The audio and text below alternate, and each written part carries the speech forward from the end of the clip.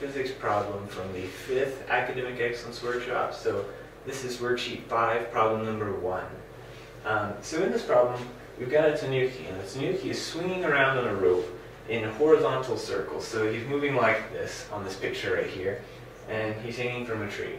And all we're told is, well, we're told the mass of the tanuki, we're told the length of this rope that he's swinging on, and we're told the angle that it makes with respect to the ground.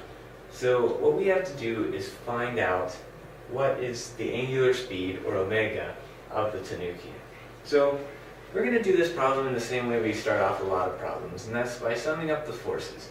And so I'm going to pick some convenient directions to sum them in. So I know, for instance, that his acceleration is he's moving in a circle, and so it's mostly centripetal, right? Or in this case, it's all centripetal.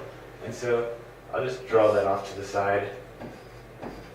And since it's centripetal, it points towards the center of the circle.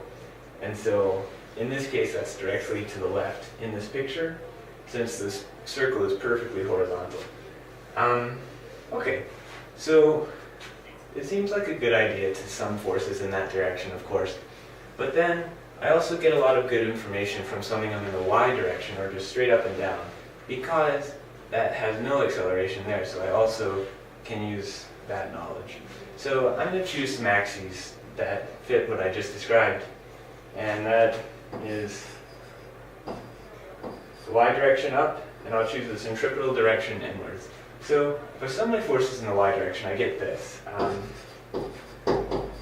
I'll get the tension times, in this case, a cosine theta, that's the y component, pointing up, so it'll be positive, minus the mass of the tanuki times gravity downwards, and those are going to sum, in this case, to 0, because there's no acceleration in the y direction. So next, I'm going to sum them in the centripetal direction, like I promised, and in that case, the only force we've got acting, you can see from this free body diagram, that even has a component in this direction, is the tension, and only a component of it is going to be centripetal.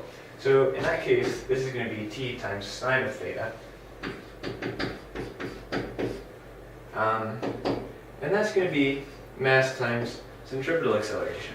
Now we're looking for omega, and we know we've got stuff in terms of centripetal acceleration, so it sounds like a great time to pull out the fact that centripetal acceleration means omega squared times r.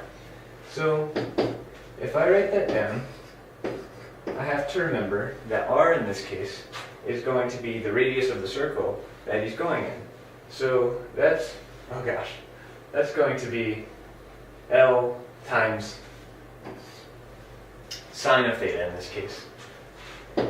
So r will go to L sine theta, and that'll be times omega squared. So now here's what we're going to do. I'm not going to work out the algebra, but I can show you the steps.